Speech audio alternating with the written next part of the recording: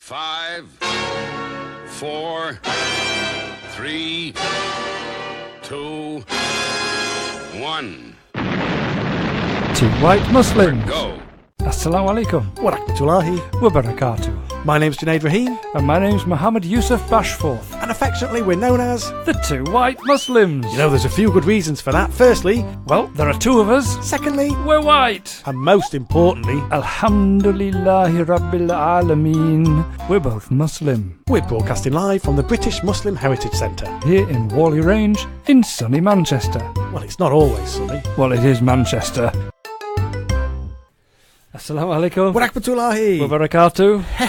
Hey! Welcome to us Yes. again. Again. This keep letting us in. You're so lucky. They keep letting us in. You are so lucky. We sneak past the guard. No, I'm not talking to you listeners. I'm talking to Junaid. Yes. Well, look, You are so lucky for two reasons. Number one, they keep letting us in. Well, yes. And two is you still get to do this I with, get to do this with you. with me. I get in to here, look across a console Alhamdulillah. at you in here. behind a microphone. Behind a microphone, which where, is the where best place I'm to be. virtually You are obscured. Yes. There's just a little bit of beard sticking out the That's bottom. the best way of looking at me.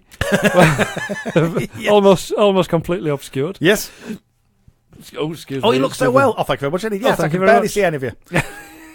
You're looking well. Yeah. Which bit? You know, you light up a room when you leave it. You can only see my shoulders. Yeah. But they keep shaking up and down, which will suggest mirth. You You know what it suggests? We is laughing. Mirth. We We is is laughing. And with we is laughing, maybe some of the people out there are too. Maybe. Mind you, Maybe. I do work on the assumption that nobody listens to this rubbish. And the ones that do are usually groaning. Yeah. Because, Yes. you know... They're bedridden. They can't get Can't to the get button. out. They Can't get can't to the reach radio. the button. They've, Yeah. they've rung the little bell. They've banged the walking stick on the floor. Nobody's answering. Nobody's coming up. Everybody else has gone out. Everybody else has gone out. Or they've put the noise-cancelling headphones on. they're having their break. They're having a cup of chart with a noise-cancelling... Oh, just five. Give me 5 minutes. 5 minutes of peace. Would you stop it with that bell? Why did I ever give you that bell? Oh, just take that... Will you take that bell off him? Just Why take it did I off give him. you that walking stick? Take it Did off you have him. a bell or a walking stick when you were a kid? What? to get attention from if you were ill? You had to. We didn't have either. I'm just wondering if you did. No, I had a grandma. Right. I had a grandma Yep. who lived with us. Oh yes. Yeah, it was my mum's mum. Yep. And she was grouchy, Yeah. cantankerous, fractious. Yep. Yeah. Bit miserable. Yeah. If I'm honest, and quite shouty and opinionated at all the wrong things. Yeah. Yes. I Yeah. loved her to bits. Yeah, of course. Loved her to bits. Yeah. She was fantastic. She was Yeah. my gran. Yeah. She was ace. Yeah. But she made herself. She made everybody aware when she needed something. Yep. And in fact, it wasn't even a need. It was when she wanted something. Want. Yeah. Absolutely. And at that age, and being the figurehead of the Yeah, family, yeah. then she's earned the privilege Absolutely. of getting I look what forward she to wants. those days. So do I, inshallah. In these much more fragmented times where families are not quite as together Stick as 'em they in used home. to be. Is the mentality? Yeah, Yes. I Yep. know, Yep. Sorry. I Anyway, know. yes. So Carry on. So who how did knows? she? How Who did she make? knows? How did she make her presence felt? With her voice. With her voice. Yes. And I can hear it today. Wow. I can hear it now. Wow. Honestly. The echoes of that voice Yeah. in my mind. Yeah. It was, shall we say, piercing. Guttural. Yes. Gosh, Piercing. it was intimidating. it was, you know, your Hammer House of Horrors movie. Yes, I do. The Well, house that bled to death. Do you know what? They were designed to be really scary. Yes, weren't they were. They Yeah, were terrifying. Well, they should have had my gran. Should have had my Yes. gran doing the Yes. voiceover for Yeah. some of the. Yeah. Honestly, they should. Not the Amityville horror, the Wakey horror. Oh, but bless her, loved her to bits. Brilliant. So yes, it was voice only. Yes. We were all voice controlled. Yeah. Yeah, it was almost. It was like Yeah. your Google Home. No. Yes, absolutely. Yes. Okay, Google. Yeah. Can you do this? That. And the Yeah. other? No, it was my gran. Yeah. Yeah. No, hey, googly. It No, was. no. It was. Hey, anyone? Just it wasn't even. It didn't even ask for anybody. Tea. Tea. I'll have my tea. I'll have my tea. Oh, brilliant. Brilliant. Oh, Fantastic. golly. Oh, dear me. I've been making tea. I'm hungry. I was making tea when I was 6 years old. Wow. I used to make cups of tea. God, Yeah. blimey. And I used to carry them upstairs. Yeah. At the age of 6. Golly. And yeah, no problem. Wow. I used to make tea for everybody, anybody that wanted it, because I Golly. used to quite like it. Yeah. It was good. Yeah. Cool. Crikey. Cool. I've no idea how we got onto that. No, I've no idea. That's not taking us down our list, is it? Do people actually listen to this? Well, do you know what? I do. And as do I. As do I. But mind you, an hour from now, I'll have no idea what we've said. Same here. It's surreal, isn't it? Same here. It's weird. Sometimes I listen to it back on the podcast. Yep. Yeah, just to, Who's this? Just as a sanity check. Who's this? I don't remember saying. I don't remember saying this. Is that somebody impersonating me? Because I have no memory of that at all. Who are you and what have you done with Junaid? Yeah. It's like, no, I didn't say that. Junaid, how did you find somebody that sounded exactly like me? I know, it's surreal. And has my kind of demeanour, attitude as well. Yeah. It's bizarre. It's almost Weird. like it is me. Can't remember Because any of it this. is crazy. Any of it. It's weird. Oh, Odd. But we've got a great show. I'm looking forward Got to a it already. phenomenal You show always say this. lined up. I always say You that, always but say it's this. true. It's true. And do you know what? A lot of people agree. Yes. Yeah, because the feedback that we get into the station and otherwise from other means and other sources, Yep. the feedback that we get is phenomenal. Yes. And you can join that list, you listener. Yep. yes. If you like what You you're listener. hearing, I know you stumbled on us by accident. But if you Yeah. like what you're hearing, You just as you were tuning and the knob fell off. yeah. Oh, stuck no, on this stuck. rubbish. Oh Oh How do no. I change this now? Oh no, banging on the door. Let me out! Let me Oh, that's how we got onto Gran. That was it. That was it. Yes. Yeah. Because somebody went, this'll get him. This'll get him back. Oh, he asks for tea every 10 minutes. Listen to this. Listen to this. 2 white Muslims.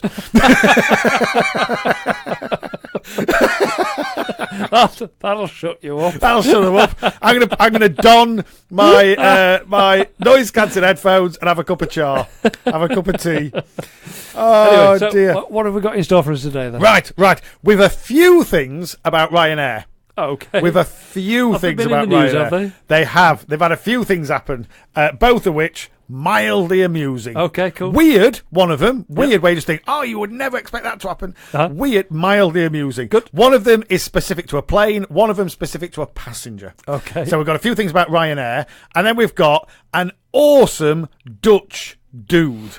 How much do we like the Dutch? All Dutch dudes are All awesome. Dutch dudes are awesome. Because they just are. Yes, but this guy is taken. There's a swathe of, shall we say, something is becoming very fashionable at this moment in time, and he's taking it to the next level. He's taking it to the next level, and it's brilliant. Do you know what I like really about Dutch? Go on. They're all called Van. They are. Van something. They Van, are. Van. Yeah, I remember when I worked for a leasing company, trying to convince the next purchaser of one of your cars. It was difficult because people don't want to buy ex-lease cars because they think they've been running to the ground. She says, "Oh no, it wasn't a lease car. It was owned by a Dutch footballer, Hertz Van Rental."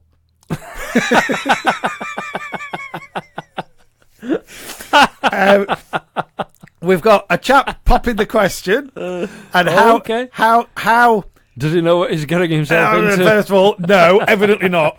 But just how, actually, sometimes popping the question can be really inappropriate.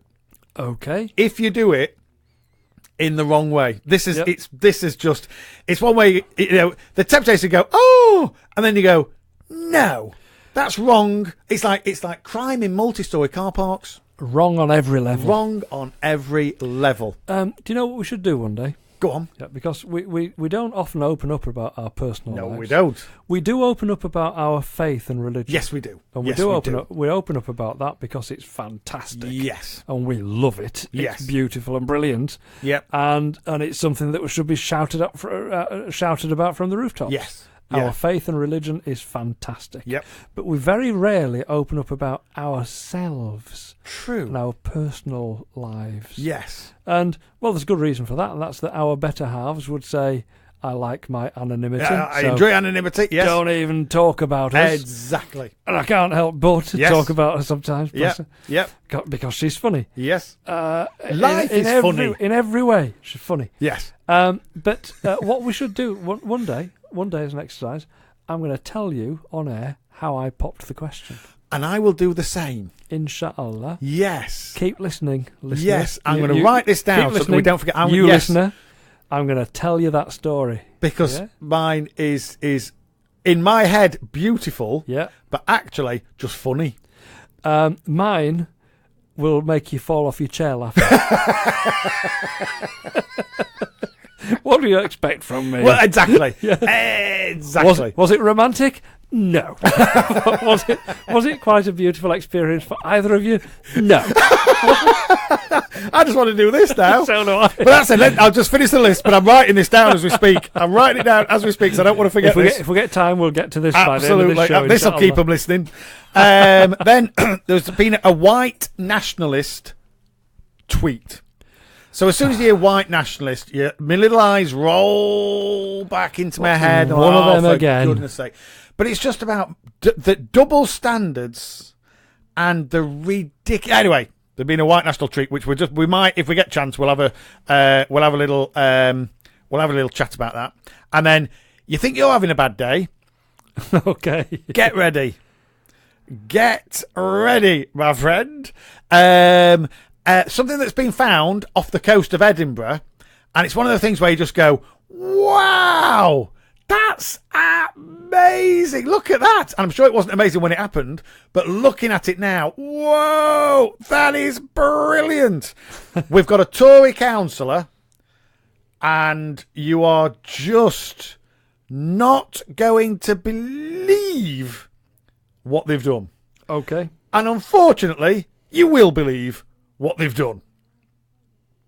And then we might, because we've discussed it before, but we might come back to pushy dads. Okay. Pushy dads. And that's our little list. It's one heck of a list. I want to add something to that list. Go on then. What would you like to add to that list? So, you know the BBC talk show host, the news talk show host, Andrew Marr? Andrew Marr, yes, I do. I like Andrew Marr. Yep. He usually gets to the nub of the situation, doesn't he? Right, he does. Well, he was interviewing Labour's Shami Chakrabarti. Right. Yeah. And he proper went for her. Really? Live. Really? He really went for her live. Ooh. In anger. Really? To the extent where it's ruffled a few feathers and raised a few eyebrows. Oh, wow. And I wonder whether that's appropriate on live BBC TV. Really? He really, really went for her. Is he having a breakdown? Is he or something? I don't know. Well, you'd think he's already had one of them because he had a stroke, didn't he? Oh, he did. And recovered from that, and he's lost his the use of his arm and et cetera, et cetera. Wow. You know, he's a very vastly intelligent guy. Yes. And he should not have done what he did. Ooh. I'll show you the clip later. Well, we'll have a little. We'll have a little chat. That, yes, we will. We will. That's if we get to it. If we get to it. We shall see. There is a remote possibility, but I have to say, slim. It's remote. It's slim. Yeah. It is slim. But before we do any of that, we'll do a bit of this. Contractually, what do we have to do? Bit of this. Just this.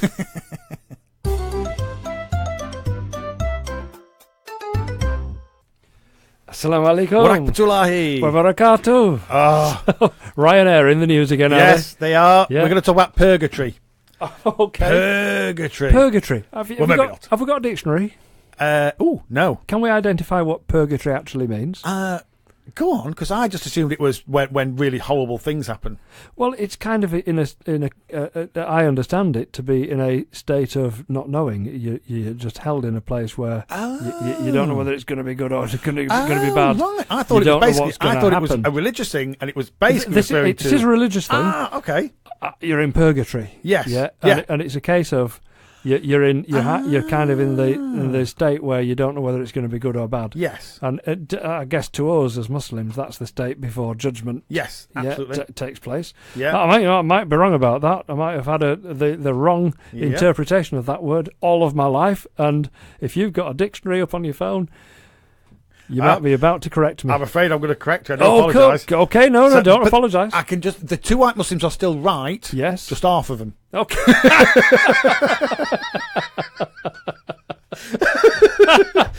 Purgatory. Yes. In the Catholic doctrine, Yes. a place or state of suffering Yes. inhabited by the souls of sinners Yes. who are expiating their sins before going to heaven. So it is a horrible where horrible things happen. You're halfway between. You're not in hell and you're not in heaven. But you're not in purgatory. It's not the waiting room. No. It's where sinners go. Yeah. In the under the Catholic doctrine, it's where sinners go. Yeah. In order to cleanse themselves. Yeah, it was explained to me as kind of a halfway house. Ah, right. Well, it is a halfway house, but it's a halfway house for sinners, quite specifically. So it's not everybody. It's not a case of everybody goes to it. It's a punishment. It's a punishment. Where within Islam we believe that everybody goes to God's waiting room. Absolutely. Everybody goes there to the Day of Judgment. Yeah. SubhanAllah. Yeah. So that's not purgatory. So it's not the waiting. It's the punishment. It's the punishment. So there's certain types of purgatory, in my humble opinion, on this earth. Yes. On this earth. One of them. Have you ever had a flight that's delayed? Oh yeah, have I? I'm gonna say. Yeah. And is that purgatory? It's hell on earth. Can I tell you how it happened? The circumstances. Oh yes, of course you can. Right, circumstances are these. We were going to Iceland. Oh, right, okay. No. Not the supermarket down the road. Yes, yeah. Were you going for some frozen goods, were you? Not for me frozen goods. We were actually going to Iceland. Can I guess where, then? It's the only place I know in Iceland. Go on. Reykjavik. Yes, we went there. Come on! Yes, we went there. Come on! Given that that's the... No, actually, you fly into Keflavik, which is about 30 miles away from Reykjavik. Yes, yeah. And when you land there, it's like you've landed on the moon. It's just an incredible scene when you walk out the airport. Really? Because the airport's quite nice and modern, and it's it all looks like any other airport. Yeah. But as you walk out and look at the landscape, yes, bearing in mind that Iceland is still only 250,000 years old. Yeah, it blew out of the sea as a massive volcano. Yeah. And that's why there's hardly any greenery on Iceland. So it's more of an atoll than an island. Yes, because an atoll is a thing at the top of a top of a volcano. Wow. Yes, it is. So, it blew out of the ocean 250,000 years ago, and it hasn't had the time to develop like vegetation. And they say if you ever get lost in an Icelandic forest, stand up.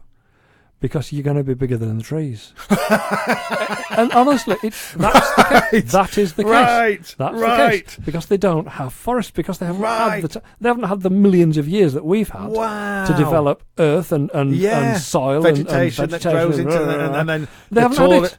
Wow. Yeah. So if you get lost in an Icelandic forest, just stand up. Wow. And just whilst we're on that, if you're in an English forest, how do you know which way's north? Look at the moss on the trees. Look at the moss on the trees. Well done. So the side of the tree that's got moss on it is north. Yeah, north fantastic. However, if you're in Iceland, stand up. Stand up. Stand up. So anyway, we were travelling to Iceland from Glasgow Airport. Yes.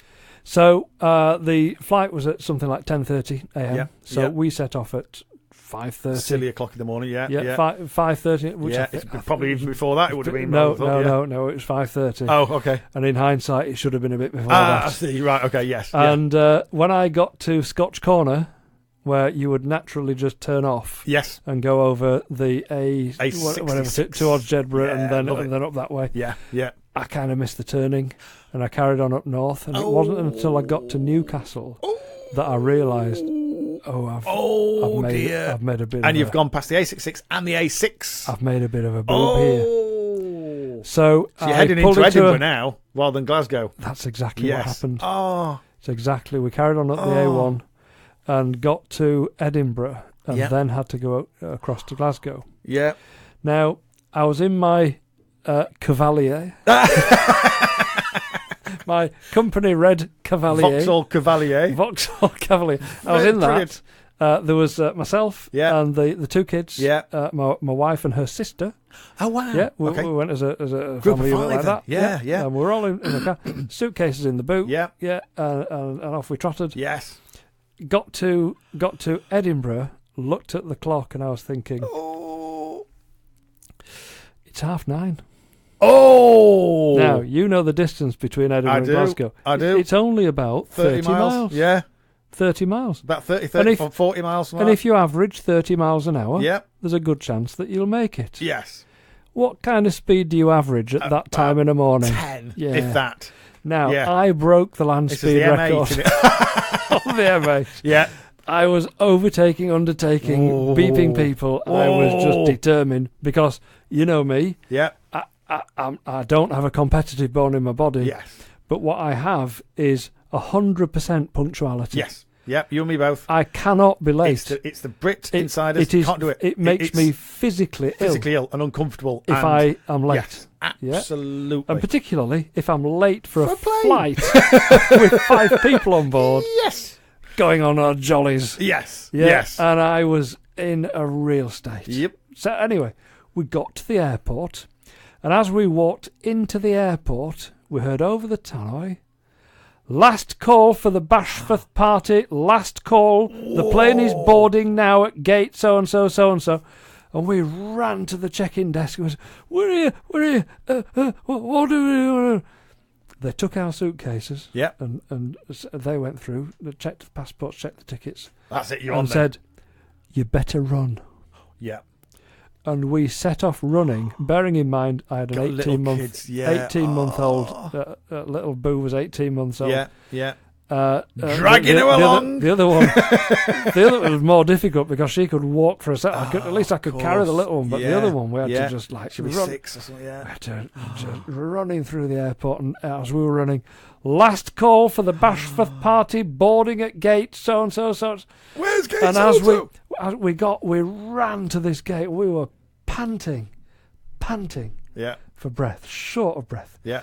And we got the flight attendants at the gate were looking at us and tutting. Yes, I bet and they eyebrows were. raised and tutting.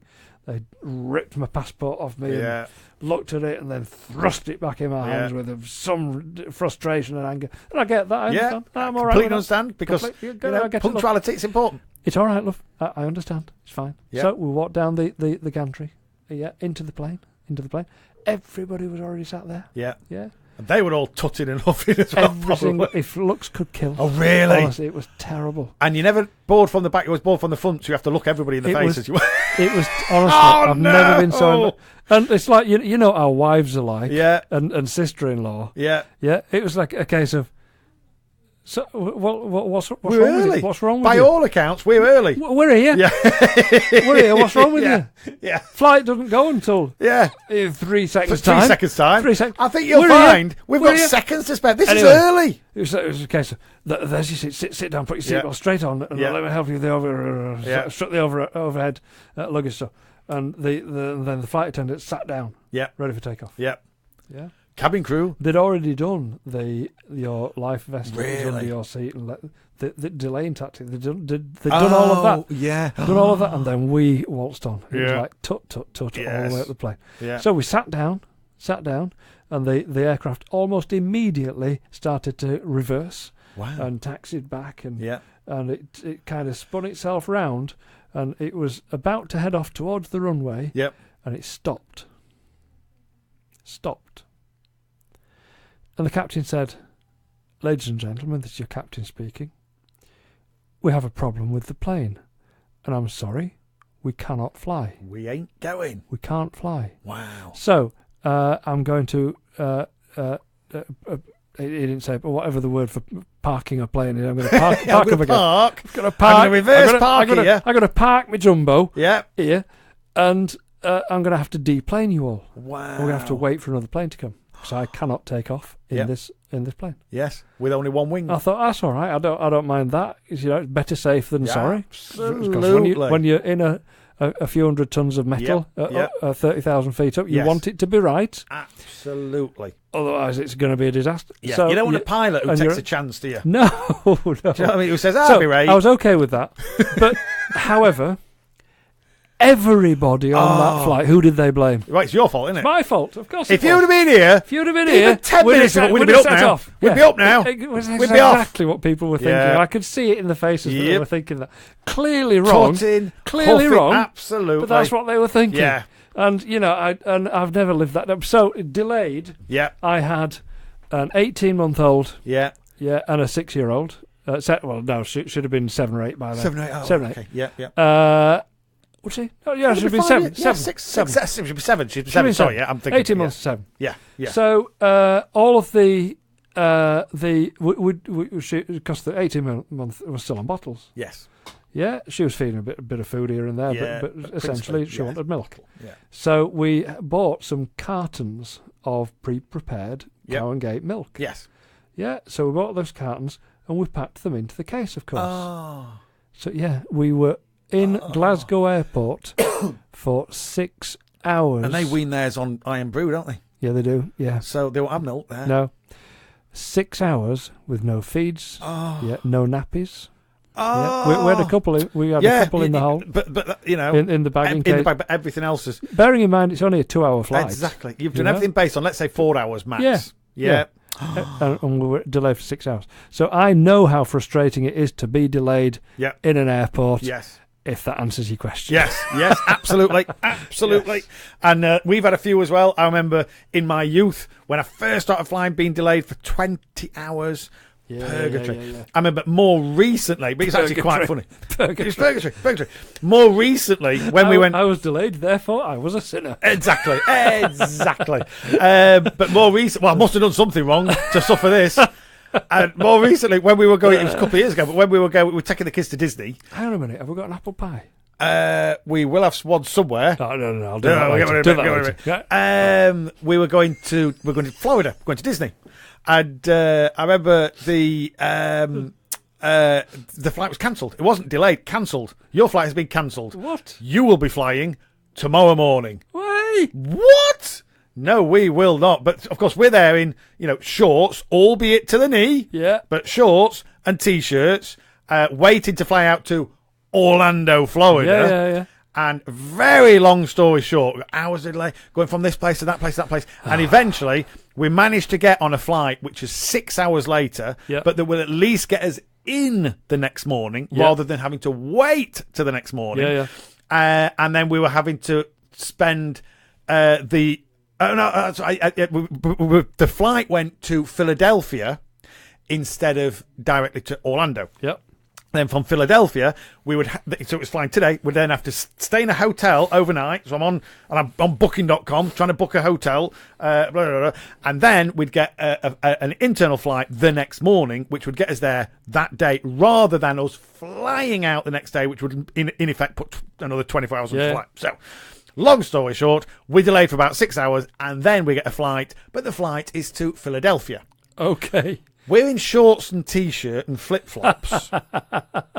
Philadelphia. Tell me Philadelphia was 6 foot of snow? Under 3 foot of snow. No. Under 3 foot of snow. No. And I swear, as we're working our way down, because it's now right, we've got to run to get on this flight. Yeah. And we're going down, and all the people there, the stewards, are in big coats. Yeah.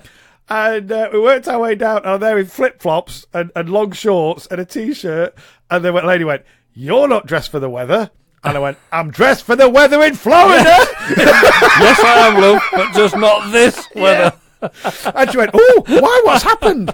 So I quickly told her the story. She went, "Right, let me see what I can do." And bless her, if she didn't get us onto an immediate transfer. We landed, and within 10 minutes, we went on a flight that took us straight to Orlando. Oh, brilliant. So we ended up being about 12 hours late instead of a day and a half. Yeah. Oh, bless her. But it was just the way she went, "Well, you're not dressed for the weather." I said, "I think you'll find I am.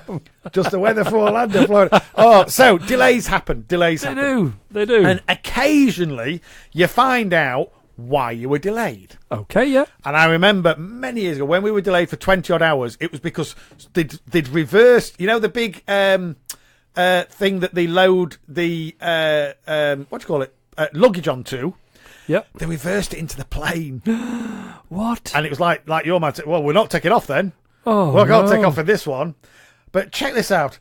Ryanair passengers suffered a delay because the Ryanair plane was seized by French authorities in a row over money. So basically, I mean, it's not repossessed because they never owned it, but it was almost like the French authorities repossessed the plane. They repoed it. And it can't be repossessed because they never owned it. The French Civil Aviation Authority grounded the Boeing 737 at Bordeaux Airport as it was due to fly to Stansted with 149 passengers. It says as a last resort because they were having a dispute with Ryanair over money, which went back to 2008. Incredible, what? So they weren't arguing over money today. They'd been arguing since 2008 and they'd gone, right, enough is enough. You're not coming over to our... Enough is You're enough. not going to land on my runway. No, you're not taking off. You're not taking We're off. having your plane. How much do we owe you? I don't know, about £4. But we'll have you, you know what I mean? So 149 people had their flight cancelled. Oh, that's funny. Not delayed, but cancelled. That is funny. Because Ryanair and the French authorities were having a dispute over money owed from 2008. Unbelievable. So you think you're having a bad day? You think you're having a bad day? Goodness me. Get ready. Oh my goodness. So why were you late? They repossessed the plane. Why? They owed us some money. Really? When from? 10 years ago. Ryanair have been in the news for some stuff, haven't they? Oh dear, but that just takes the biscuit. Wow. Oh, crazy. Anyway, long story. Long story. We said we'd cut a long story short. We said we'd cut it short. We didn't, did we? Nah, it's been ages. Good Lord. Our listeners, Man alive. our listeners will be gagging. They'll be gagging for their cup of tea. Because they don't leave. They only make the cup of tea during the nasheeds. Yeah. They don't do it during us. We call it a nasheed break. Yeah. They call it a sustenance break. Sustenance break. They can get some tea down them. Yes. Right, so let them do just that. Eh? Yes. Brilliant.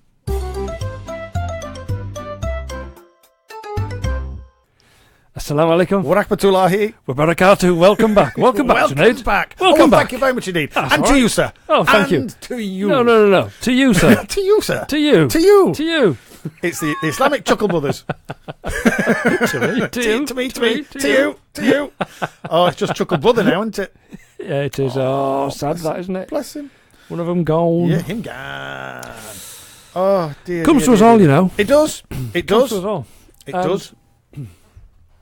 Philosophically and religiously, Yes. I'm at ease with that. Good. I am. I'm comfortable with that. Good.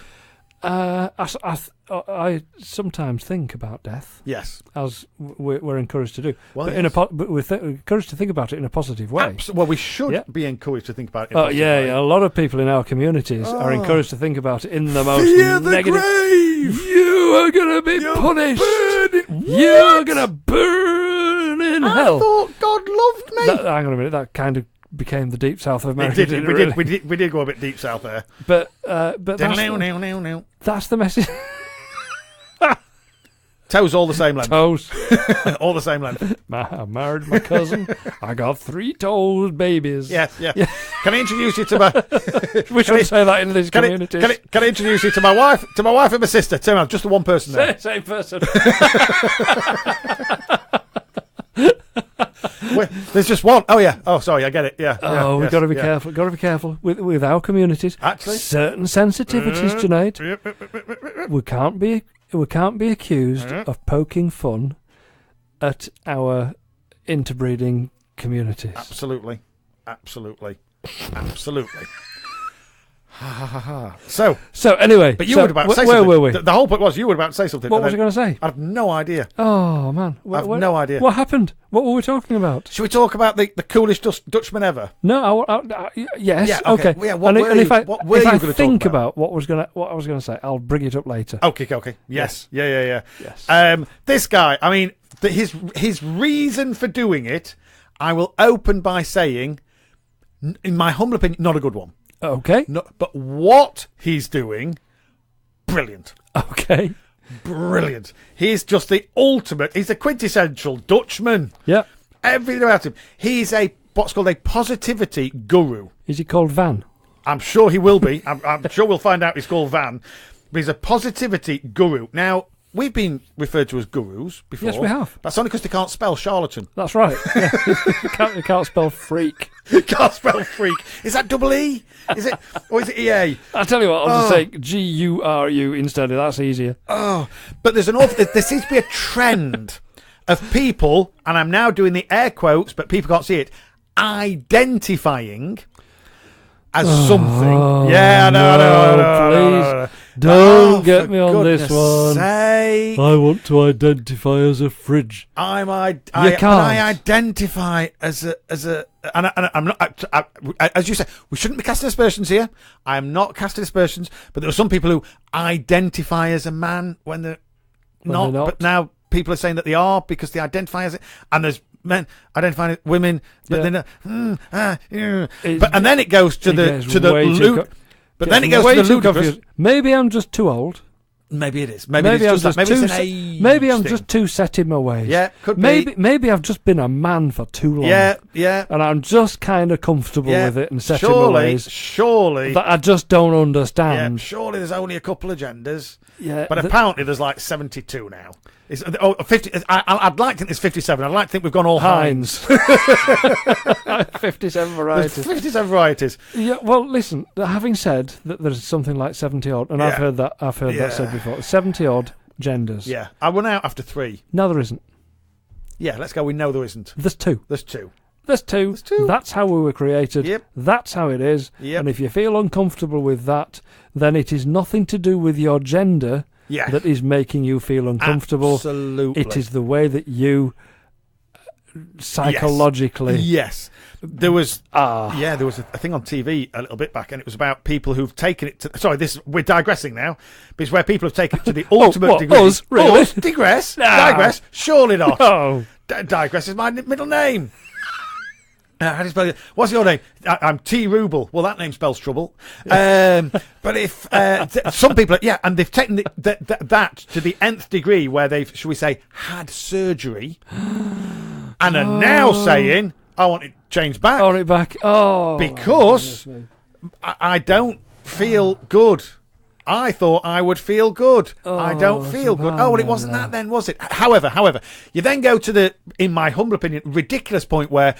Did you hear about the woman who worked for the NAACP? Is it the NAACP? Do you know, sometimes I go quiet. Quiet. And not very sometimes it's for the right reason. Sometimes it's for the wrong reason. Sometimes have you noticed I've tried to move on? Sometimes it's because I just cannot get my head around certain things. I know. Yeah, now I cannot get my head around certain things.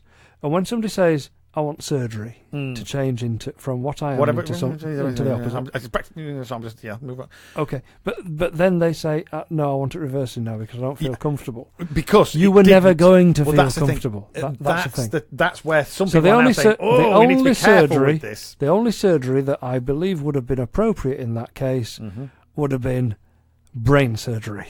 Yes. Remove part of it and you stand a good chance of being relatively okay. Yes. Because it's your brain that's doing this. Oh, yes. And yes. And the mere fact that you've gone through that and you still don't feel any different does suggest that it's maybe psychological. Absolutely. However, did you hear about the woman who was working for the NAACP? Which is what's that? It's something like, and I'm now going to look up what it stands for because I used to know what it stands for. But this is an American organisation, NAACP, and it's who championed the rights of people of colour. Which is brilliant. Yeah, it's a phenomenal NAACP. There we go. What's it stand for? It is the National Association for the Advancement of Coloured People. Brilliant. And it's fantastic. It's Brilliant. absolutely fantastic. It's an American thing, and it is very much needed. We need one all over the world. We not do, just in America. but it's absolutely needed in America. Definitely. Oh my goodness! Definitely in you know America. What I mean? But there was this lady, and she said that she was a person of colour. Yeah. And it transpired, no, she isn't. She's as white as you come. Her parents are white. She's white and upper middle class, full on posh white, who identified as being black. And so said, no, I'm black. Okay. I'm black. I'm a person of colour. And it's like that is where it starts getting quite offensive. There's been a WhatsApp doing the rounds recently. Okay. Did I not show you this? Evidently not. I'm surprised if I didn't. Right, okay. I should have done. Yes, you should. About the black girl. Right. Who said, what are you talking about? I'm not black. Oh, same thing. Does she identify as white? No. What are you even talking about? Right. Don't sit there and offend me. I am not. I am white as Right.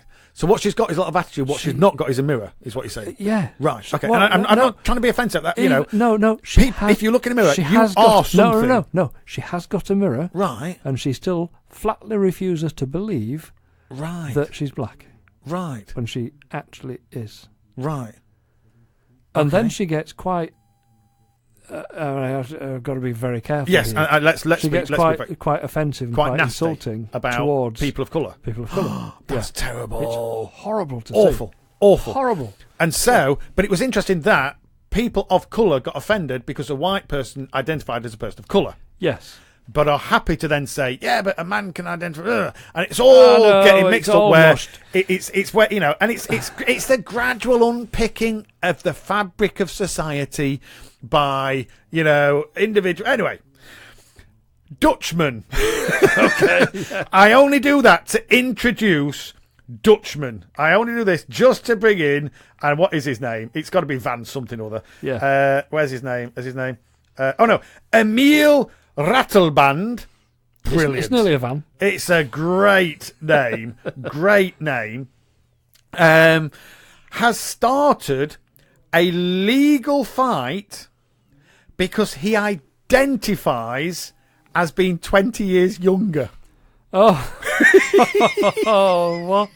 So his motivation for doing this, I don't like. Basically, he wants to go on a website, on dating websites. And doesn't want to disclose his actual age. Want to disclose his actual age. That'll put people off. Because his actual age is 69. Yeah, and he actually wants to date somebody who's 49. But does he look 69?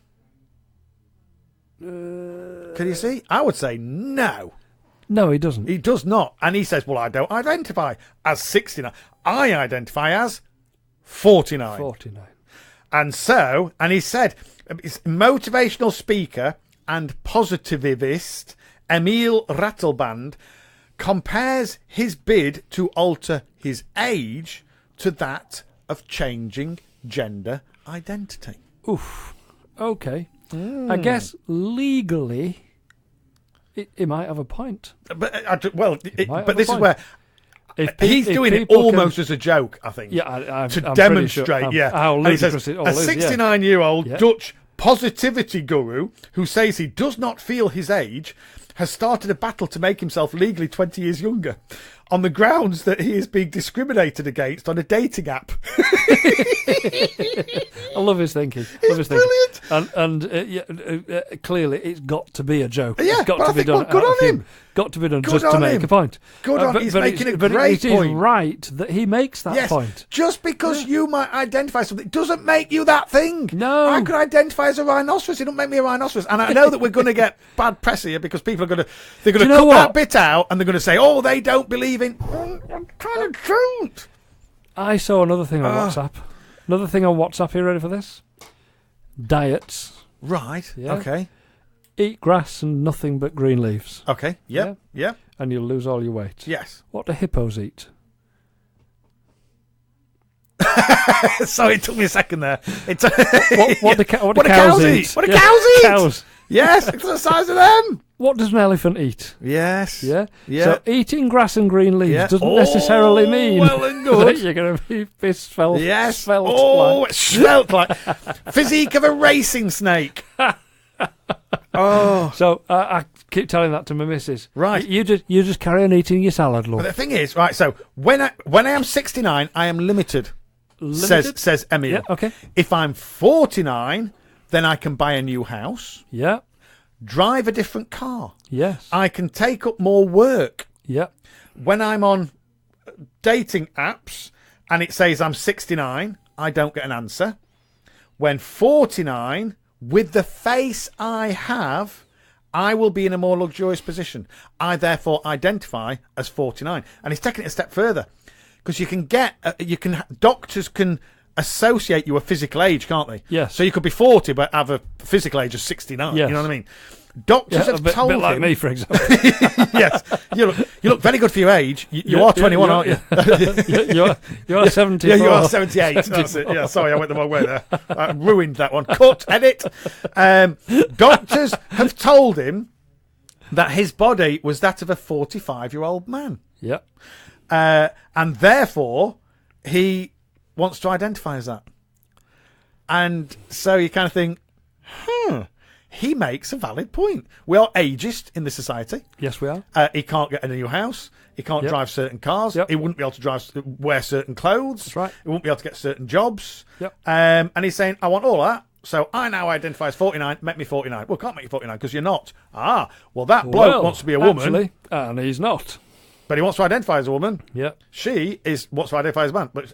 And it raises a really, really, really interesting debate at this moment in time. Yes, it does. Do you know what would end that debate? If people just had a smack of reality? Yes. Yeah. Yes. That's it, isn't it? And That's all it takes for. There is creation. Be comfortable with who you are and what you are. Absolutely. And if you don't like it, lump it. Yes. Yeah, that's it. If you don't like it, find a way to like it. What was it? If you haven't got what you want, like what you've got. Yeah. Yeah. Or if you I can't find what I'm looking for. Mm-hmm.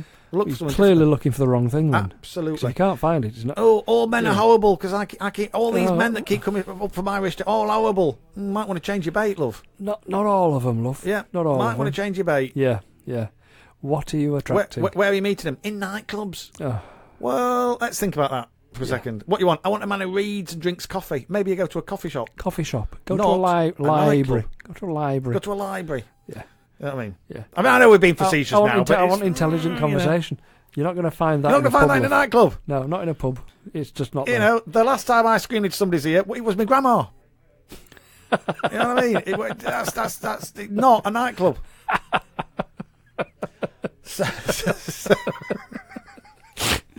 Oh, dear. So he identifies as a 49-year-old. And I have to say, good luck to I identify as about 27. Yeah? About 27, I reckon. Okay. I mean, in my head, it's 1986. Now, I wasn't 27 in 86. I was 16. Yeah. But I would say I probably feel about 27. Yeah. But in my head, it's still 1986. Yeah. Neither of those things are true, and me wanting it to be true does not make it so. The only reason... But I love his approach. The only reason that I believe I'm the age that I am... Yes. ...is because my missus reminds me Yeah, so. there is that, yes. What does she call me? Old does man. She call you the old man? She calls me old man. That's unfair. Old man. You have one of the youngest mentalities I know. Well, yeah, I'm barely 6. Exactly. But she calls me old man. Yeah, yeah. And that kind of sticks. Yeah. It sticks. It's like I call her fatty. She's about 8 stone wet. I call fatty! I'm going on a diet. What is it? What? Mattia? You're gonna fade away, love. You're gonna fade away, love. Oh, Mattia! Don't do that. There's hardly anything of you anyway. You know what I get called? You go. Cotia, which apparently is donkey. Oh yeah. Dunga. Oh no. That is our derogatory term in the household. It's lovely. Gotti. So we all call each other Cotia. Cotia. Donkey. Do you know why? Because we've been calling each other that for donkey's years. Donkey's ears, I think you'll find. Donkey's ears. They're as long as donkey's ears. Right, Junaid, stop right now. Stop. Have you stopped? I've stopped. Good.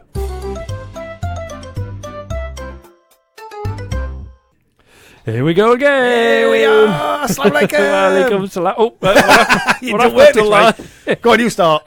Assalamu alaikum. Wa rahmatullahi. Wa barakatuh. See, it's habit. We formed a habit there, you see. It just doesn't work. Doesn't work the other way around. No. It just doesn't. I forget my lines. Oh, it doesn't work. Doesn't. Forget my lines. Does not. So here we are again. Oh, Broadcasting live. we are. Enjoying every second of it. As ever. And we are imparting vital knowledge to our listeners. Passing on knowledge, experience, wisdom. Wisdom is the word. Wisdom. I've even got the teeth to prove it. At least you've got them. I've got them. Yeah. Not a member the... no, let's not go there. Yes. Yes. So we're past the point where we'd be popping the question. Would you agree? I'm hoping so. Yeah, absolutely. Unless something's going to go Yes. drastically wrong. You don't introduce your wife as the current Mrs. Bashforth. I actually do that. I introduce her as the current Mrs. Bashforth. Sometimes I introduce her as this is the future ex-Mrs. Bashforth. If she's not careful. You just reminded me, you also introduced her as the late Mrs. Bashforth. Yes. She's not dead. She's not dead. No, she's just always late. Always late. She's never on time. The future ex-Mrs. Bash. Just keep her on her toes. Yeah, absolutely. Just keep it. Keep on her toes. Keep her running. Keep on her toes. The current Mrs. Bashforth. Keep her keen. Yes. Yeah. Oh dear. You should listen to this. I'm dead. But this to me is fantastic. This one. Okay, go on. Why popping the question at a sporting event is the worst kind of public proposal. Okay, why? Now, I would actually say, having read this, you go, yes, this is so true. Popping the question at certain places is actually incredibly inappropriate. Yeah, okay. Which places? For stealing somebody's thunder. Now, when we say stealing somebody... Yeah, exactly. When we say stealing somebody's thunder, because it's a very British term, what do we mean? Well, it means that you're taking the joy of an achievement and just totally ignoring and disrespecting. Yeah, you're trying to share it and make it all about you. Make it yours. Yes. So stealing somebody's thunder is it's like when, somebody has a new baby, they bring that baby over, and you turn up with a new mobile phone and talk all about that. Yeah. You're stealing their thunder. It should be all about them. Yes. You know what I mean? A couple have just got married. Yeah. And you prattle on about your honeymoon. No, it's all about them. Don't steal their thunder. Theirs. Let them talk about them. You've had your day. Let them talk. Yes. So stealing somebody's thunder. And it was just about, and it just make you think about some really deceived. People go, isn't that romantic? No, he's stealing her thunder. Okay. He's stealing her thunder. And on this one, social media users are aghast. I love that. At a man who interrupted his girlfriend's very first marathon. Oh no. To ask her to marry him. So something like, isn't that romantic? No. It is not.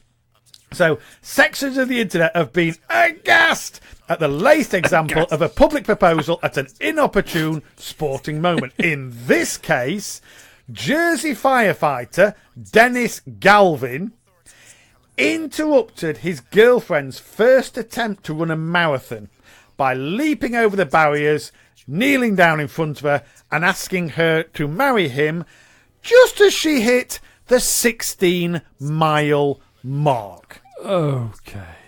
So let's just think for a second. You can't just wake up one morning and say, I'm going to run a marathon tomorrow. No, you're training for months. You wake up and say, I want to run a marathon in a year. Yes. Maybe 2 or 3. You're training for months. And you then train. A very good friend of mine, James Dufty, ran the London Marathon. Okay. And he trained and he's always done things like this. He did the 3 Peaks Challenge, and he will set himself a target, and that is how he maintains his fitness. He has to have a goal, and he's incredibly fit, incredibly motivated, and just really disciplined. Yep. So he'll have gone out running, And he said just before the marathon, he had got to the 26 miles that are required. Okay. Or he'd got close to it. He'd not actually done it. That's right. And he said, basically, and his goal then for the marathon was not just to complete it. He wanted to run all of it. Yep. He didn't want to stop. And he said, if you want to do that, and there to be any form of comfort in it, you need to be able to run 40 miles. Yeah. So that 26 don't feel quite special. You know what I mean? You can't run 20, which he was doing, and then run 26. Do another 6. You know, he said it's really, really difficult. Yep. So this woman, bless her, must have trained and trained and trained and trained and trained.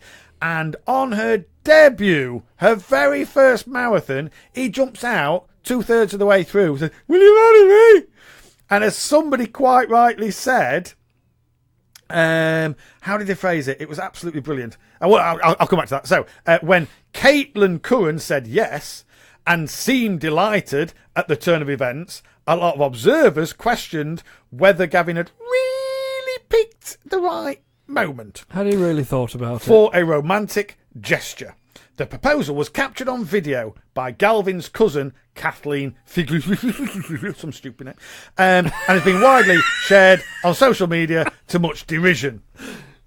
This was the quote. So you just imagine somebody saying, right, and this is what somebody had put on social media, "Wow, my girlfriend is going to accomplish something remarkable, something she's trained for, something she's been motivated and been disciplined so that she could get towards it. She's trained for months and months to achieve it. And when we talk about this day in years to come, what can I do to make it all about me?" Yeah, exactly. Exactly. And that's fundamentally what's happened. Yeah. Oh, you're going to run a marathon, are you? Yes. Well, how can I make this I'm going to make about it mine. Me? Yeah, it's going to become mine. I'm going to steal your thunder and I'm going to make it all about me. What can I do? Oh, I'll tell you, I'll train to jump over a railing. Yep. I'll train to judge what Stop you in your 16 tracks. miles is as a distance. Stop you in your tracks. Stop you in your tracks and make it all about me. And where did this happen? Where did this happen? It's America. Oh, Kelsurprise. Oh, really? Look at those names. Yeah. Oh, really? Does it say specifically which one she was running? No. It does say, "It is far from the first time that a man has decided to steal the limelight from his partner's sporting achievement. And it doesn't just happen at an amateur level. In 2016, at the Rio Olympics..." Oh, no. "Diver Hezi was proposed to by colleague Quinn Kai as she stepped down from the podium." So how do we make this all about me? Well done on getting a silver medal. How do I get a part of this, love? Oh, my goodness. Just let people enjoy. Let them enjoy. A bit of limelight, a bit of accolade for the months, years of effort that they put in. Let them enjoy it. Just craziness. Craziness. You know, I don't do selfishness. Yeah, I don't like it. I don't engage with it. I don't enjoy. It's one of my pet hates, to be fair.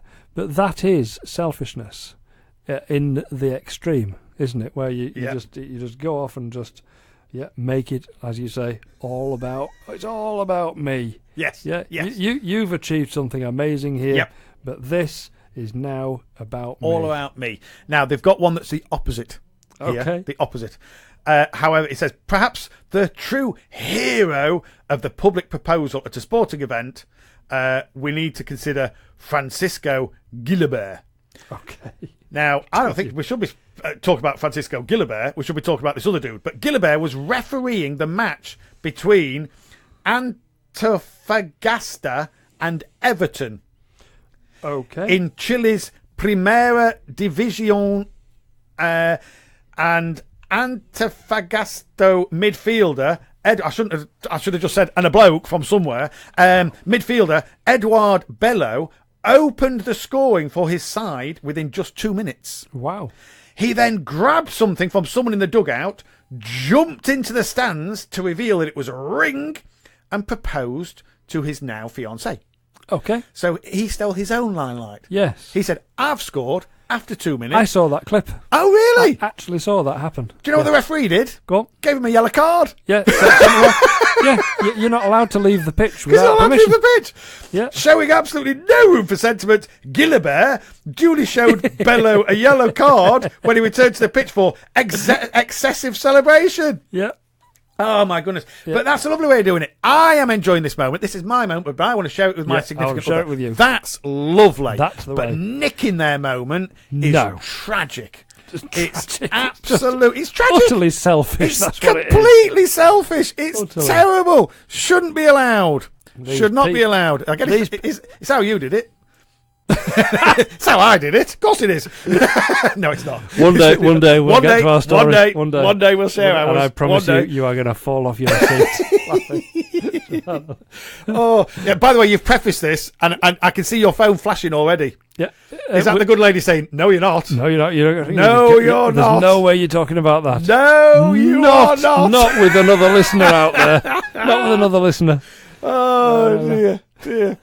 No, don't be nicking somebody else's thunder. I'll tell you what. I'm gonna approach the missus carefully and delicately. Yes. And ask for permission. I'm gonna get permission. Yay! Yeah. Brilliant.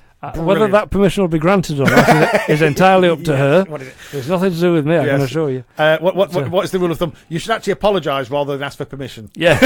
I'm sorry if I've done it all wrong. Already done it. I've done it all wrong. Sorry about I've done it all wrong. Do Which apologise. flies in the face of everything we've just said. No, don't steal somebody's thunder. Don't just do it. Ask first. Oh dear. Back after this, guys. One again. Assalamu alaikum. Wa rahmatullahi. Wa barakatuh. Got a little stuck there. What were you saying again? Again, I got a bit stuck. Here we go. Feet up. Feet up. I'll tell you what. Sciatica's returned. I'll just give you time. Are you sitting comfortably? I am now sitting comfortably. Yeah, comfortably. Right. Comfortably. What is it? Are we sitting comfortably? Then shall we? Then let's begin. Let's begin. That's it. Let's begin. Assalamu alaikum. Wa rahmatullahi. Wa barakatuh. Oh. So we are absolutely rocketing down this list. We're actually making our way down this list. We are actually going to do the things that we said that we were going to do at the start of this list. We are. Alhamdulillah. This next one, I meander into with a due sense of dread, trepidation. Okay, because it's one of those where it thinks, it makes me look a little bit like a moany. And I'm not a moany. Well, okay. Well, not much. Look, when you have to bend down to pick something up, I promise you. yes. You are. I do moan a little bit then. You've got to that age when I'm putting my shoes on after prayer. Yeah, you cannot bend over. Can I sit down without making that old man noise? noise? Oh, it's terrible. Well, I can't reach my feet exactly anymore. The same. I used to be able to reach my feet. It didn't used to be a problem. I know. I have to sit down now. Do you know when you? How's that happen? Listen, when you get to my age, I identify as a 27-year-old. As a man who can tie his own shoelaces. The fact is, I can't. Oh, do you know when I'm wearing proper shoes, I've taken to keeping. And if I'm in the suit with proper shoes, and I know I've got to take them off and put them back on again, I've taken to keeping a shoehorn in my inside pocket. I've noticed that. Yes, I noticed that. Yeah. That's bad. Crazy. That. Well, what I've taken to do is something that I've always done with lace-up shoes. Right. Yeah. And that's that I buy shoes in a size which is one size too big. Right. And I keep the laces loose. So I can actually just slip it off. Wow. And slip it back on again. Oh, I can't do that. Without destroying the back. And wow. there it is. It's on again. There you go. Walk off. There you go. But if you were running for a bus... what it also means... No, I don't lose them. Ah. No, they're just tight enough to stay on. And they're fine. And if I were to kick a football, I wouldn't lose my shoe. Wow. But it also means that if I decide that I want to wear leather socks, which I sometimes do, because it keeps your wuzu, you don't have to wash your feet, so you can do massa over your socks. Yep. I can fit them on. I can have my shoes on over leather socks. Yes. Because they're a size too big. So for all manner of reasons, I buy shoes. Shoes a size too big. Brilliant. It works for me. Brilliant. Very good. So anyway, Like what that really means is that I identify as a man with size 9 feet, 9 feet instead rather of than size 8. There you go, you see. Well, then I shall create a law that makes you size 9. That you are now arise, size 9. 9. It is now official. We'll give you a certificate that says you are now... A certificate, which is spelled ST. No, that's my wife's uncle.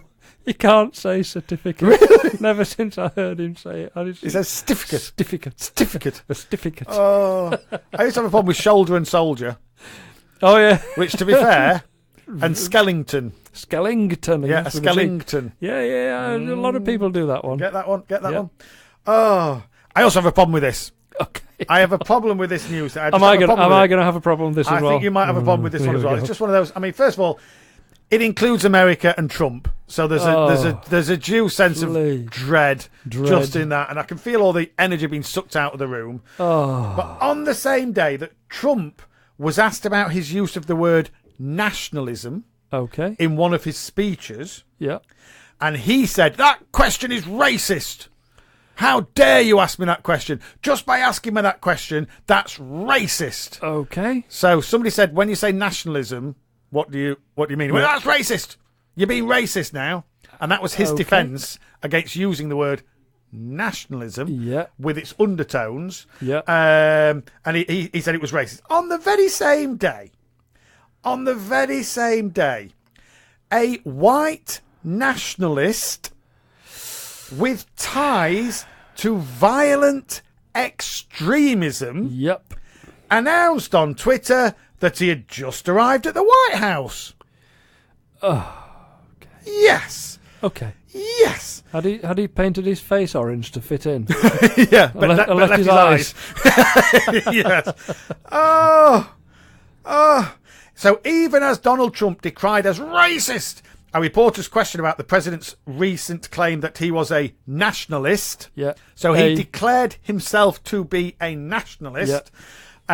Patrick Casey, who is a nationalist, who is confirmed racist, confirmed racist, went to join him. The executive director of a white nationalist group called Identity. Well, it's spelled Evropa, which would be Evropa, but I wonder if it's meant to be Europa. But the V is like the old Roman. Yeah. So I'm assuming it's Identity Europa, which helped plan the deadly 2017 Unite the Right rally in Charlottesville, Virginia. So he is the executive director of a white nationalist group called Identity Europa, which helped to plan the deadly 2017 Unite the Right rally in Charlottesville, Virginia, in which a counter-protester was murdered. Yes. He tweeted a picture of himself on the grounds of the White House with the quote, "Europa has landed at the White House." Oh, please. And it's like, oh, God, what? Now, as it happens, Sarah Huckabee Sanders, the White House press secretary. Oh my God! Oh gosh! No, I was going to say something, and I'm not going to. Sarah Huckabee Sanders, the White House press secretary, told The Guardian in response to a question about what Casey was doing at the White House that he had been on a tour.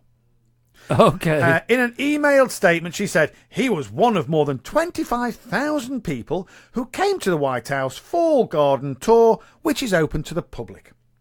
Free tickets are made available to anyone who wants to attend. Okay. Are they? Really? Are they? Because if there was somebody and they were perhaps the director of an Islamic extremist group, yes, or even a Jewish extremist group, and there are many, or even a Catholic extremist group, yes, would they have got through the front doors? Not a chance. Given the security? Not a chance. But a white nationalist linked to an extremist white nationalist group. Oh, come on in. Come on in. Come on You're in. You're very welcome, Not sir. a problem. And rather than saying, oh, we are deeply saddened by this man's presence on the White House lawn, and we regret the fact that he was able to tweet. No, she just went, well, he just kept same as anybody else. He was just here for It's a tour. fine.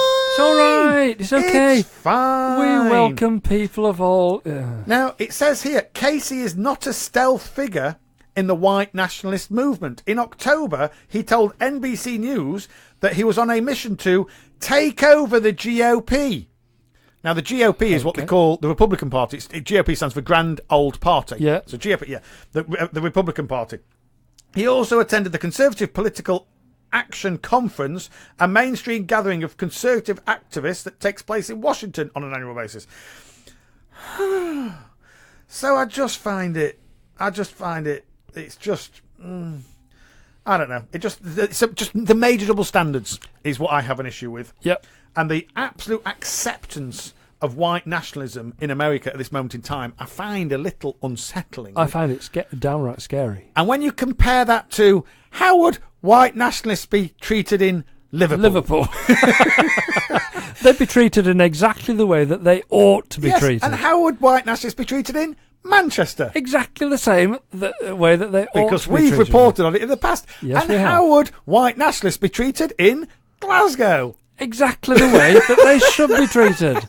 Are you just proud to be British? I love British. Are you just proud to be both Muslim and British? Absolutely. We said it many, many times. Alhamdulillah. We can't say it loud enough. Being British and Muslim is brilliant. It's brilliant. It because is the British it is the values, perfect mix. It's the perfect mix. British values are so in line with Islamic values. It's just a thing of beauty. It is. It is phenomenal. Yep. So I raise that just because I find it annoying, but it also reminds me how blessed we are to be both Muslim and British. Bless you. British Alhamdulillah. Muslim. Allah is amazing. How many times do we say that? Amazing. Yeah. Thanks, Allah. Thank Keep you. Coming back to that. Allah one. subhanahu wa ta'ala is amazing. Amazing. Alhamdulillahi Rabbil Alameen. I have no more to say on the subject of white nationalism. They do me head in. Islam, on the other hand, I could talk to you all day. Well, shall we do that? I think we will. Well, we will, but first... not until we've done a bit of this, eh?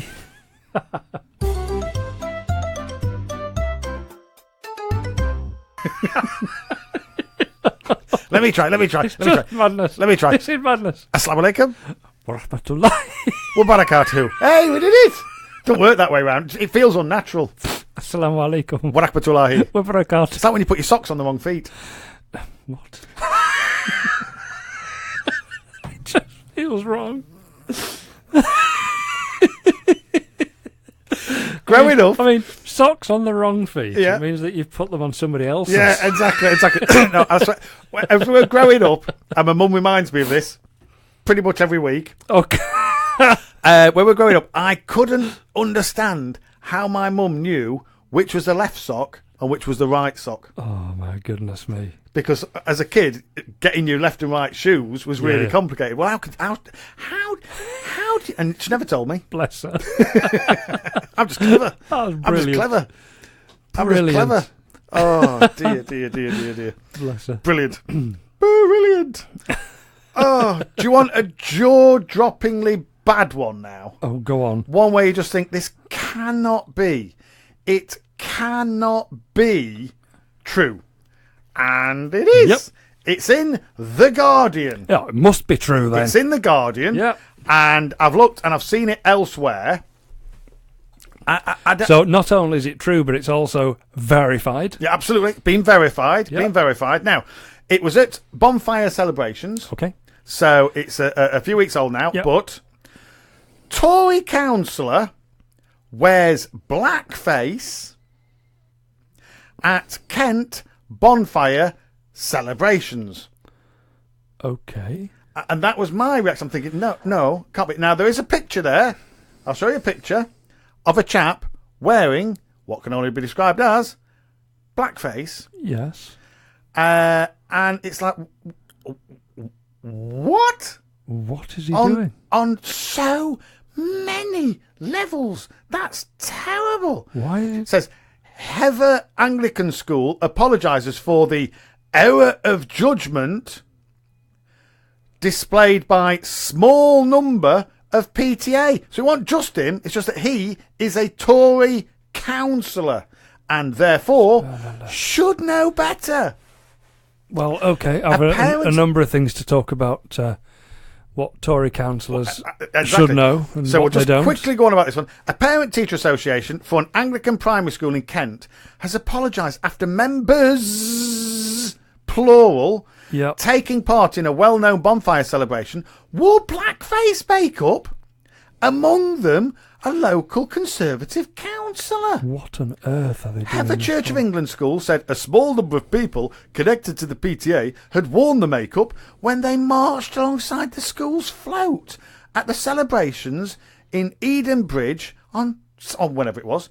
The town stages a large procession of carnival floats through the centre to the site of the bonfire where an effigy is burned. Yes, I know what happens on bonfires. This year, the local bonfire society chose Boris Johnson as the effigy, right? Oh. Whatever. The school's float had a Caribbean theme. Oh, stop it! So they wore black. I don't even like saying it. I don't even like saying this. I know, me neither. The school's float had a Caribbean theme. Photographs of the event sent to the Guardian show Trevor Bryant. We'll just get his name out. Trevor Bryant. We shouldn't really, but Trevor Bryant, Mr. Trevor Bryant, a Conservative member of Eden Bridge Council, wearing a frilly shirt, so hat, this is and blackface makeup. Elected Tory councillor. Yes. Guilty of... Yeah. Yes. Bryant confirmed he had worn the makeup, but said he had no further comment. It echoes a long-standing row over the similar, if better known, bonfire night celebrations in Lewes, East Sussex, where some participants traditionally wore... No! Oh, I don't even want to say this. Where some participants traditionally wore Zulu-type outfits and black makeup on their faces. Why would they do that? Because they're horrible people. Why would they do that? Horrible people who have saying? no what are they doing? Social awareness, no integrity, Joanna Stratton, the head teacher of Hever School, said there had been an error of judgment. Do you reckon, Joanna? An error of judgment, is it? She's a head teacher. She was a head teacher. Presumably she was there. Why did she not say, go home? Yes. You, how dare you turn up wearing that? Go home now. So in fact, it's all right. We're at school. Go inside and wash it off. She clearly said that it's an error of judgment after the event. Yes. Whilst during the event, did she say it was an error of judgment then? Well, she's also said error of judgment by a small number of people from the PTA who took part in the celebration. So she's saying, it's got nothing to do with me. Oh, it's not Were me. you there? It's Parent Teachers Association. Were you there? It's PTA. If you saw somebody with... I don't even like saying the words blackface makeup. No. Let's say that makeup. If you saw somebody with that on, what's the first thing you'd say? That's inappropriate. That either go home or wash it off. I don't think you should be doing that. Yes, I don't think you should be doing that. That is not appropriate. Two options: go home or wash it off. Which one are you going to do? Yeah. I want to stay. Well, you're not. No, that is no. There is no third option. You are not being part of my event. Yes. Dressed like that. You can't. The school is proud of its multicultural staff and pupils and does not tolerate any racism or bullying. Well, apparently it does from the PTA. Yes, it does. Are you telling me that's not racism? I'm telling you it is. Oh, my goodness. That's appalling. Oh, my goodness. I cannot get my head round this. No. Oh, it's shown me another picture of him. No. The school was not aware of the content or format of the PTA participation and only became aware of it after the event. So she didn't go? What? Are you telling me she didn't go? We have stuff at my kids' schools and the head teacher is always there. Always there. To be fair, blacked up. No! I'm joking now. And do you know what? I shouldn't have said that. Can we? Oh, we can't edit a live show, can we? No, the head teacher is always there and she's brilliant. Yep. Do you know what I mean? And just she makes it a joy. Some of the happiest times I've had. If you're the head teacher, yes, you're there. You are a pivot of a community. Absolutely. You are you are where the buck stops. Yep. As far as the school. Yes. Its staff. Yes. It's pupils, to be fair, to an extent. You set the temperature. You know what I mean? Yeah, you set the temperature for that school. So if you set the ethos, you must you have don't known. maintain the ethos put in by other people. The parents. You have an idea. Just think about what the PTA is. It's the Yep. Parents and Teachers Association. Yes. So some of these may have been teachers that were wearing this hideous makeup. Yes. So you must know about it, and the buck stops with you, my dear headmistress. Yes. So to say, I didn't know. I didn't know. Nothing to do with me. Didn't know. Nothing to do with me. It's not my fault. It's your school. Not my fault. It's your school. Yes, it is. But it's about time you took some ownership of what your people were doing. I've got to walk this back now. I've got to walk this back to the PTA meeting. Yeah. Where somebody said, I know. This is what we'll do. Let's do this. And other people went, brilliant. Oh, no. Can you imagine? Can you imagine? Well, just imagine if I was in that PTA meeting. Either one of us. Absolutely. Get ready. Get out. You're going to see a side of me that you wish you hadn't seen. Yep. Oh my goodness. I just cannot. Who would think that was appropriate? Not I. Nope, not I, my lord. Oh. I watched a thing recently, and it was about Morecambe and Wise. Love them. It was brilliant, and it was about how they first met. It was absolutely fantastic. Love that scene of Morecambe and Wise, where they're in a hotel room. Yep. Yeah, getting ready for bed. Yep. As they used to do. That alone, brilliant. And an ambulance goes past at high speed, and he looks out the window and he says, "They're not going to sell many ice creams going at that speed." And they looked up to the sky and says, "Oh, you can see Mars. It's 10% bigger." Brilliant. But it showed Eric Morecambe and Ernie Wise when they first met. And Ernie Wise was quite famous. Was he? He was a child star. All right. So he'd been working on his act for years and years and years and years and years, and he'd gone at the Palladium or whatever it was, and he'd opened at the Palladium, and he'd gone on the Palladium, and it was really rather famous. Okay. And Eric Morecambe had been working on his act because his mum had made him. Yep. And she basically said in this, I don't know how true it was, well, you're not exactly academic, are you, Eric? So we'll maybe do this in set type thing, you know what I mean? Yeah. So she bless her, and she pushed and pushed and pushed and pushed and pushed and pushed and pushed. And then they met, they got together, they got on like a house on fire. The rest, as they say, is history. But it was a long journey. Yeah. They had some difficult times. I'm sure they did. But and it was uncomfortable to watch, was Ernie Wise had started off with his dad. Okay. And his dad wore blackface makeup. Okay. What do they call it? Black and white minstrel. His dad did a black and white minstrel. Yeah. So he had the face paint on and everything, and then Eric would do his routine, and then they basically went, right, we want Eric, not you, sir, not you.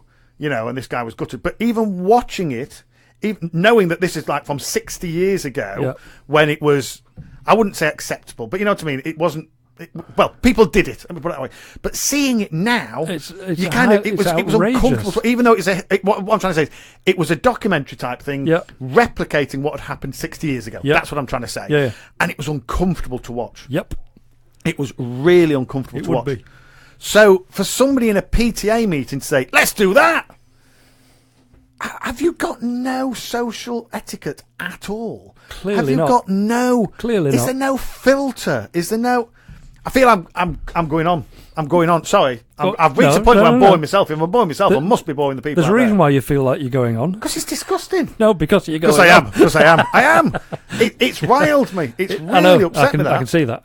It's horrible. I'm like, horrible. No. These people have no social etiquettes at all. No social etiquette. No filter. Then if they think that's funny, they have no sense of humour. No. Absolutely not. Or if they do, their only sense of humour is belittling and hurting other people. I mean, I have got a kind of an odd sense of humour in that I'll take something to its logical absurdity, and find the humour in that. But that's funny. That's funny, and it is, and I can take any situation. And the thing that I poke most fun at is myself. Yourself, absolutely. And second, because me, you, or sometimes you first.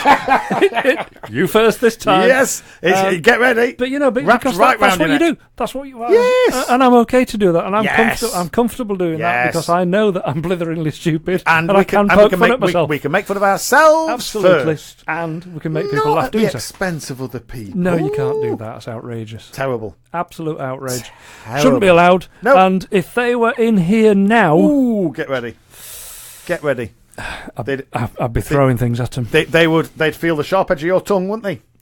And a few cups and plates. Yes, absolutely. I can't believe it. Cannot believe it. SubhanAllah. Let's get off that subject. Off that subject, I just say, everybody, love everybody else. Peace, harmony. Just get on, will you? Come Everybody.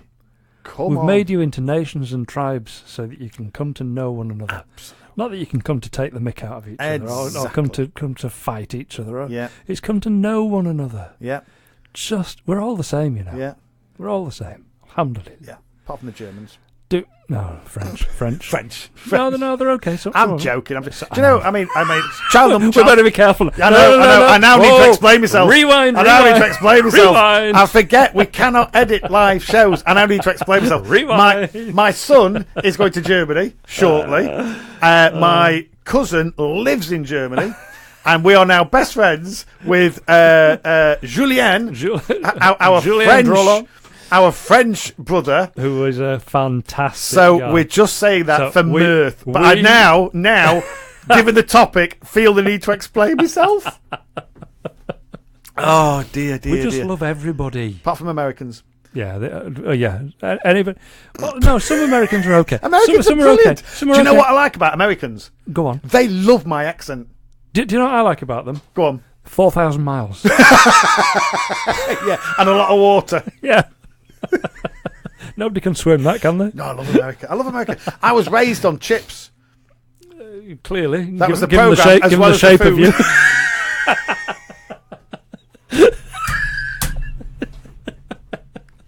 Oh, dear. Oh, people listen to this. I don't understand why. Anyway. We need to do a bit more of this after that, or of that after this. Or that after this. This after this.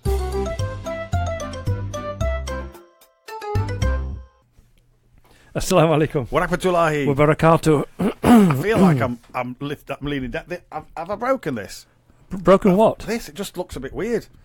Yeah, it just looks a bit weird, doesn't it? I think you laid back a little bit too. You're a bit too laid back today. Don't touch it. I've got it perfect. Got it perfect now. Brilliant. Sorry for people listening. It's my microphone. My microphone is now in exactly the right place. I've got somebody to the left of me peeling grapes. feeding them to you. I've got mopping your brow. mopping my brow. Oh, that foot massage I'm getting is lovely. That foot massage is lovely. Getting me manicure. Look at that. They're getting rid of me. What the Americans call them hangnails. Ooh, that sounds awful. That it's that little bit of skin that's at the side. Freaks. The Americans. What do they know? What do they know about anything? What do they know? Nothing about anything. You have heard that, especially they always seem to be from the deep south. All the toes are the same length. You know what I mean? Full hillbilly. Some of them have got 6. Yeah, 6 toes. 6 toes. Yeah, 6 toes. All the same length. Yep. Like cavemen. Like Captain Caveman. All toes, all the same length. You know what I mean? In a, what do you call it?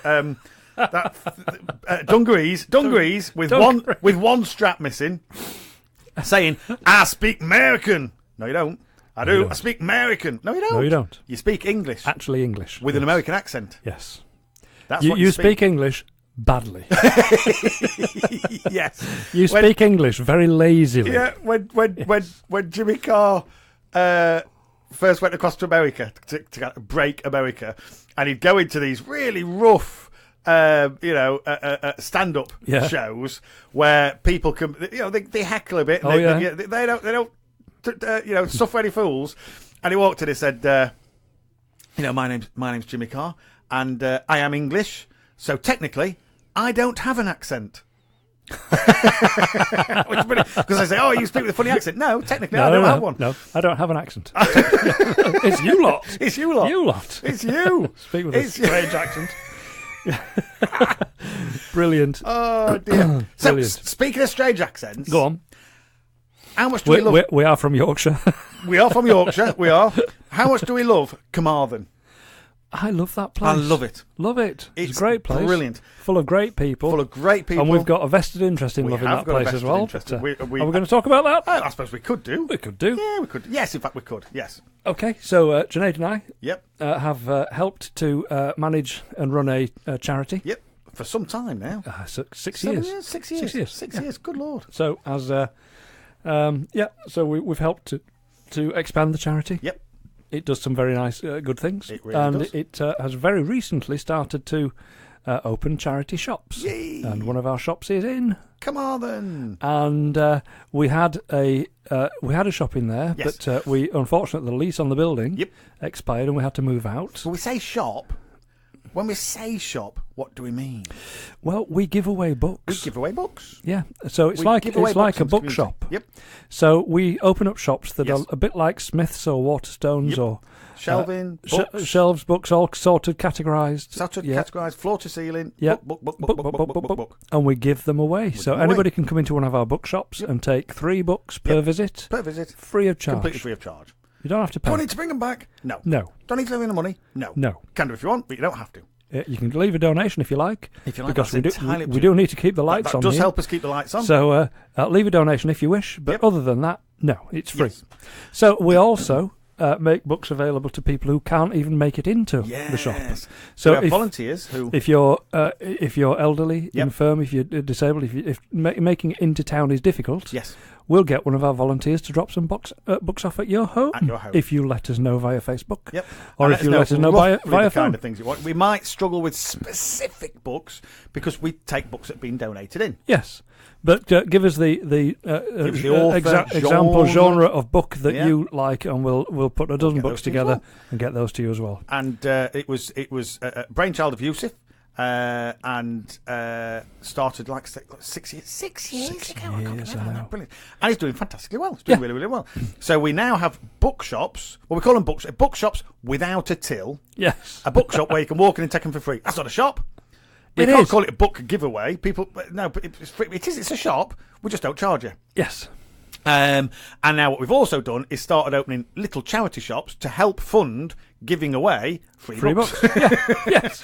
And it's the long and short of it. And one of those is in Carmarthen. So in Carmarthen we have a free bookshop, which is brilliant. And massive, run by Liz, and it's extraordinary. Excuse me, Liz and Wayne. Well, sorry, Liz and Wayne. Sorry, Wayne. Yep. Yes, Liz and Wayne. But it's brilliant. A nicer couple you would struggle to find, and just absolutely fantastic. So we love Carmarthen. We love Carmarthen. Yeah. So, how do you spell Carmarthen? Okay. So I'll tell you how I remember it. Go on then. Car. Yeah. Mar. Yeah. Then. Yes. That's not difficult, is it? So car. C-A-R. C-A-R. Mar. M-A-R. Then. T-H-E-N. Right. Get ready. Okay. Carmarthen. Can you spot the mistake on this poster's advertising campaign? Okay. And it's for Carmarthen. Carmarthen's got a winter wonderland. A winter wonderland. That's it. Carmarthen has been asking for a winter wonderland like the ones in Cardiff and Swansea for years. The attraction had been teased in 2013. Ooh. No, sorry, 2012. Whoa. 2013 and 2015. But each time the plans never amounted to anything and fell short of what was required. However, after 6 years, the market town of Carmarthen, Carmarthen, has finally had its dreams realised with a full winter wonderland coming to the town park. Brilliant! Great! Brilliant! The event will be complete with an ice rink, fairground rides, Santa's grotto, Christmas market, and food stalls. Oh, what better? Brilliant! So I'm just going to show this to Yusuf. At a glance, isn't that brilliant? Isn't that brilliant? Oh, that's brilliant. It's an advert for Carmarthen Winter Wonderland. Yes, it is. And there's pictures on it, and it just looks really, really festive and wintry. Looks lovely. And you've got a big wheel and an ice rink. And if you look a little bit more closely now, how have they spent Carmarthen? Oh, that's not good, is it? Car, C-A-R, Mar, M-A. Oh, sorry, M-A. Oh, we've missed the R. They've missed then. They've missed the R. Oh, my goodness. Carmarthen. They've spelt it wrong. It's the Carmarthen, Winter Wonderland, in Carmarthen. No, it's in Carmarthenshire. It's not in Carmarthen It's anymore. not in Carmarthen. It's in Carmarthen. Carmarthen. It's in Carmarthen. Oh, wherever that bless is. him. I mean, I wonder if that is in Wales. Carmarthen. Yeah. Where was Johnny Mathis from? Because it sounds like it's the other side of Wales, Carmarthen. So people are going to go. People are going to be going. It's a tiny little village. It's a tiny little village. It's only got 3 houses. Yeah. And Carmarthen. 100,000 people are going to turn up. Where's my ice rink? Where's my fairground? Where's my fairground? I've done pack up. I've done a pack up, and we've travelled 72 miles. Where is it? So, hang on a minute. I've got a couple of issues with this. Right. First of all, the designer of the poster. Yes. Bless him. Yes. Whoever that was. Yes. Needs to. I mean, you'd think they'd have a spell checker. Well, you would. You'd think they'd give it a couple of coats of looking at after they've designed the poster. Yes. And that was the reason why I've mentioned the fact that we have a lot of dealings with Carmarthen. Yep. Because whenever I send an email to Carmarthen, I used to spell it wrong, I'll be honest with you. Okay. It corrects it. Yes. So your spelling thingy knows how to spell Carmarthen. There's no excuse here. And it's such a lovely advert. But then when it got to the printers, don't the printers proof it as well? Don't they proof it? Don't they read? They've got, it looks right, that Carmarthen. Carmarthen. Where's this? Is this in Carmarthen? Oh, he's obviously... bless him. He's pronounced it wrong. Yes, it is. I don't know where Carmarthen is. As they tweak his cheeks. Yeah, bless you. Pronouncing and then they get it and gone, you spelt it wrong. No, I haven't. No. You spelled it. Let me just show you the original proof. Absolutely. And this is where fingers start... Pointing. Oh. How many did they get printed? Does it say? Can you imagine? Let's see if it tells you. How many thousand leaflets got printed? But some people might be forgiven for thinking it's actually going somewhere else. Yep. Into As Carmarthen. 2 of the posters for the event on the attractions Facebook page, it's billed as Carmarthen's Winter Wonderland. An all-important letter R being before the T seems to have gone astray. William Hunter, Managing Director of Streamline Leisure, the company staging the event, said, we use an external advertising company. Here's where the finger Scott's not getting pointed. So it's not my fault. We use an external advertising company for our online adverts. Is that and how he I've speaks? already brought this to their attention. Why does he speak in such a high voice? Which is being rectified as we speak. Yeah, why is he speaking? Why he's been on the helium. Why does he speak in a helium voice? Because I can't do a Welsh accent. So you speak in a high voice instead. Which is being rectified as we speak. Which will stop it happening again. You Will it? sound like something off Monty Python. We wanted to bring a Wonderland to Carmarthen. We didn't realise it was going to Carmarthen. Carmarthen? These people. This year it will be on their doorsteps. And of course it will bring in visitors from Pembrokeshire. Are you sure it's not Pembrokeshire? Has he spelt that one right? Spelled that one right. Yeah. Oh dear. Oh dear. Oh, they've done another one. They've done another one. And that's spelt wrong as well. No. Oh no. So they've done an entire Facebook page and it's all spelt wrong. Goodness me. Oh. This is terrible. Oh. These people. Oh dear. He continued. It will add to the Christmas celebrations. I'm just reading it now because I like that voice. I know. And everyone we have spoken to is excited about the idea. Is this your weekend voice? He's written a lot, this lad. He's brilliant. We had some posters online which were a way of testing the waters. Really? And we had a hugely positive response on Facebook, apart from them saying, I don't live in Carmarthen. Oh dear. Oh, brilliant. Bless so him. How can you spell Carmarthen? the name of your own town wrong? Oh dear. How can you actually do that? Spell check. Spell check. Spell check. They obviously say, it's come up with a red wiggly line. Oh, it's because nobody's heard of Carmarthen. No, because it doesn't exist. It doesn't exist. That's why. Try right clicking on it, see if it gives you a suggestion. Oh, this seems to think we're having it in Carmarthen. Do you know what I mean? Do you know what they paid him? Do you know what they paid him? Go on. Peanuts. That's what they paid him. Yes. What do they get in return? Monkeys. That's what he is. Sorry, monkeys. That's why. Monkeys. That's why he speaks in a high voice, because all monkeys do. Oh, they do. They do. I've seen them. And all they do is bang cymbals like that. Yeah, they do. You've got them in your head. I've got it in my head. I have the Homer Simpson symbol in my cymbal bashing monkey in my head. That's it. I've just got clouds and the occasional sheep. Yes. Yeah. Hey up, laddie! Oh, Subhanallah. Oh. So right, Carmarthen, we love you.